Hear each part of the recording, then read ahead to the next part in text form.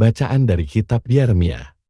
Peristiwa ini terjadi di kota Yerusalem pada awal pemerintahan Sedekia, Raja Yehuda, yaitu dalam bulan yang kelima tahun, yang keempat.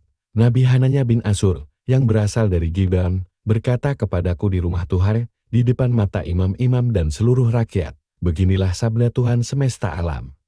Allah Israel, aku telah mematahkan penindasan Raja Babel. Dalam 2 tahun ini, segala perkakas rumah Tuhan yang telah diambil dari rumah ini oleh Nebukadnezar, Raja Babel, dan yang diangkutnya ke Babel, akan kukembalikan ke tempat ini, juga Yehonya bin Yoyakim, Raja Yehuda. Beserta semua orang buangan dari Yehuda yang dibawa ke Babel akan kukembalikan ke tempat ini. Demikianlah sabda Tuhan. Sungguh, aku akan mematahkan penindasan Raja Babel itu. Lalu berkatalah Nabi Yeremia kepada Nabi Hananya di depan para imam dan seluruh rakyat yang berdiri di rumah Tuhan. Kata Nabi Yeremia, Amin. Semoga Tuhan berbuat demikian. Moga-moga Tuhan menepati perkataan-perkataan yang kau nubuatkan itu dengan mengembalikan perkakas-perkakas rumah Tuhan dan semua orang buangan dari Babel ke tempat ini. Hananya, dengarlah perkataan yang akan kukatakan kepadamu dan kepada seluruh rakyat ini. Nabi-nabi yang ada sebelum aku dan sebelum engkau dari dahulu kala telah bernubuat kepada banyak negeri dan terhadap kerajaan-kerajaan yang besar tentang perang dan malapetaka dan penyakit sampal.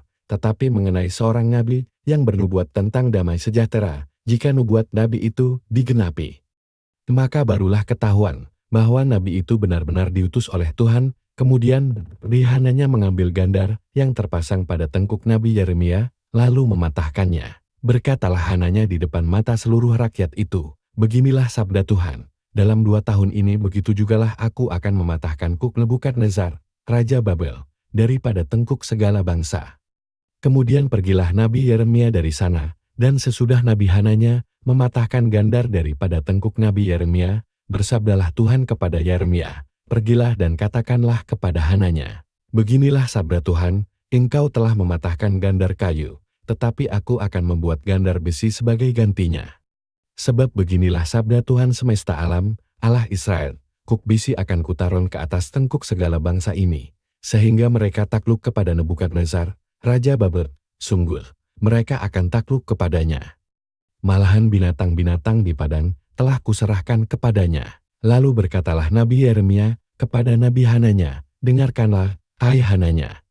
Tuhan tidak mengutus engkau, dan engkau telah membuat bangsa ini percaya kepada dusta. Sebab itu beginilah sabda Tuhan, sungguh, aku menyuruh engkau pergi dari muka bumi, tahun ini juga engkau akan mati, sebab engkau telah menghasut rakyat murtad kepada Tuhan. Maka matilah Nabi Hananya dalam tahun itu juga, pada bulan yang ke-7. Demikianlah sabda Tuhan. Syukur kepada Allah.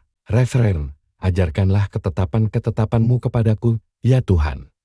Jauhkanlah jalan dusta daripadaku, dan karuniakanlah aku Tauratmu. Referen, ajarkanlah ketetapan-ketetapanmu kepadaku, ya Tuhan. Janganlah sekali-kali mencabut firman kebenaran dari mulutku, sebab aku berharap kepada hukum-hukum-Mu. Referen, ajarkanlah ketetapan-ketetapanmu kepadaku, ya Tuhan. Biarlah berbalik kepadaku orang-orang yang takut kepadamu, orang-orang yang tahu peringatan-peringatan-Mu. Referen, ajarkanlah ketetapan-ketetapanmu kepadaku, ya Tuhan. Biarlah hatiku tulus dalam ketetapan-ketetapan-Mu, supaya jangan aku mendapat malu. Referen, ajarkanlah ketetapan-ketetapan-Mu kepadaku, ya Tuhan. Orang-orang fasik menantikan aku untuk membinasakan aku, tetapi aku hendak memperhatikan peringatan-peringatan-Mu. Referen, ajarkanlah ketetapan-ketetapan-Mu kepadaku, ya Tuhan. Aku tidak menyimpang dari hukum-hukum-Mu, sebab Engkaulah yang mengajar aku. Referen, ajarkanlah ketetapan-ketetapan-Mu kepadaku, ya Tuhan. Bait pengantar Injil. Manusia hidup bukan saja dari makanan, melainkan juga dari setiap sabda Allah. Semoga Tuhan berserta kita, sekarang dan selamanya. Inilah Injil Yesus Kristus menurut Matius bab 14 ayat 13-21.